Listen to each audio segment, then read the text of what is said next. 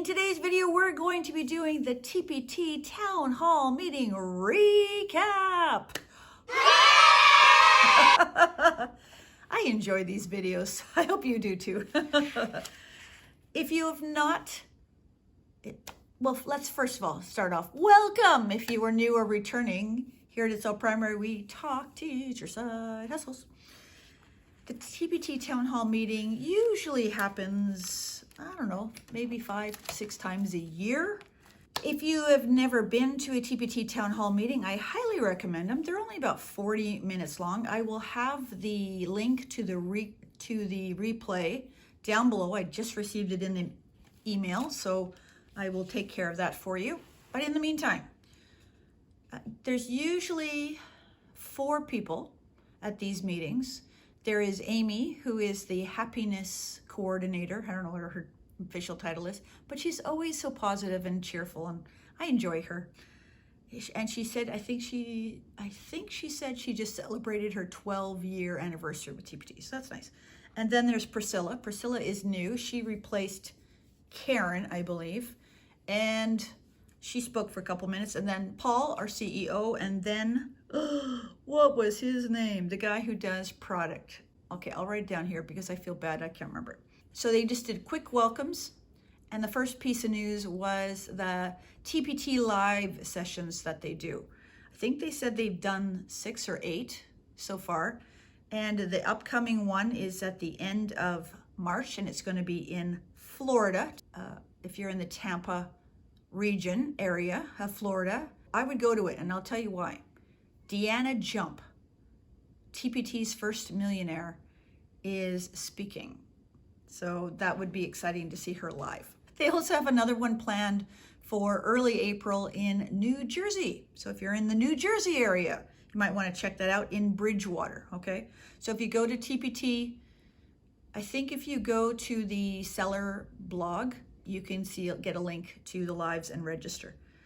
They're always looking for new places, and so if you want your place to have a TPT live workshop, they're mainly geared towards new sellers, but I would still go to one if there was one here in Vancouver.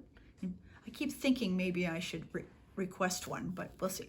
Maybe in the future. So that was Priscilla talking, and then Paul came on.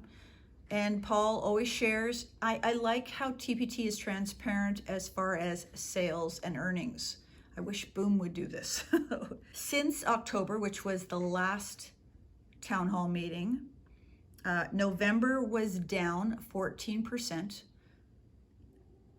December, though, was up 21%.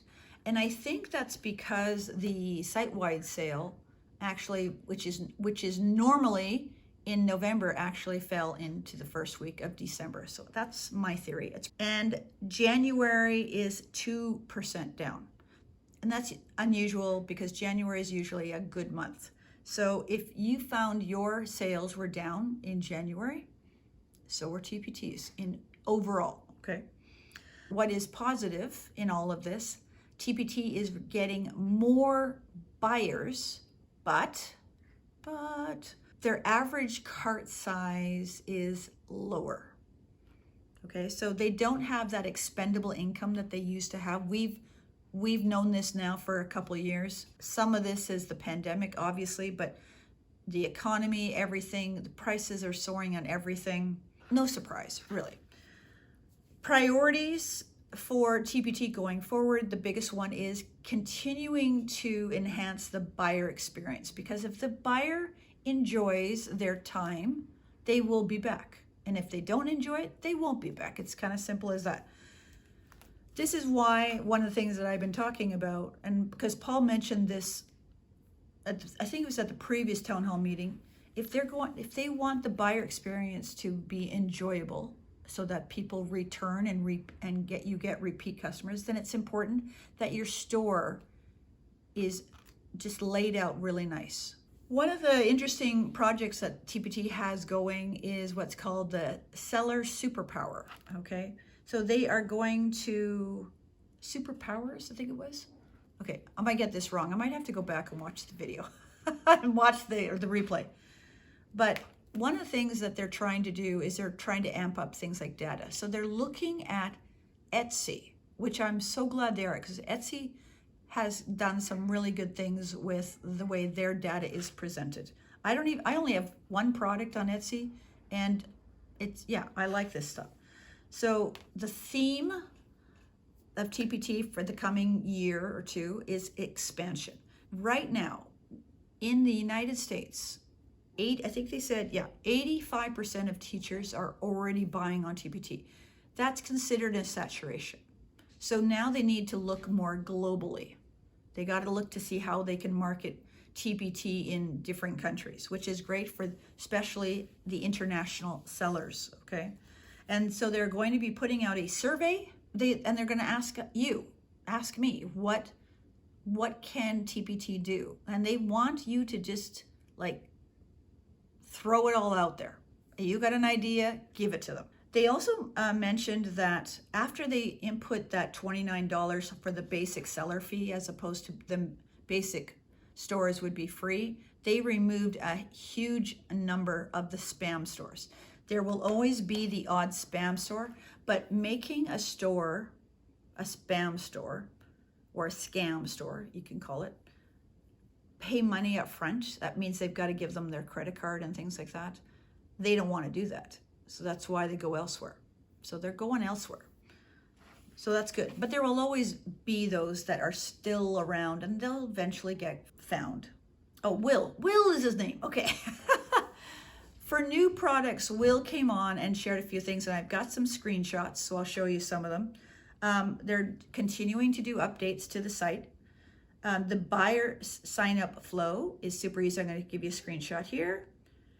They are updating the Texas TEKS, the science standards, okay?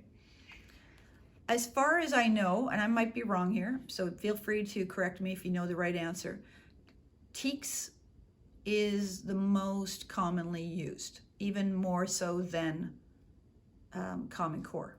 So that's what I was told. If I'm wrong, let me know. They're updating tags, so they're rearranging them. Filters, okay, so they're adding things, and they're doing it based on what buyers are searching for. So that'll be interesting. I know they're going to amalgamate certain filters, and then they're going to create new ones, okay? And if you have an idea for a tag or a filter, let them know. I'll put a link down below also to the informational slides that they always provide. It's usually a couple page document. Also, under the product page update, the layout is slightly changing, and it will also be featured in a future seller blog post. So take a look there. Thumbnails are getting larger, so when you hover over them, the thumbnail will show bigger. Yay, that's a big yay. And this is hopefully coming early spring.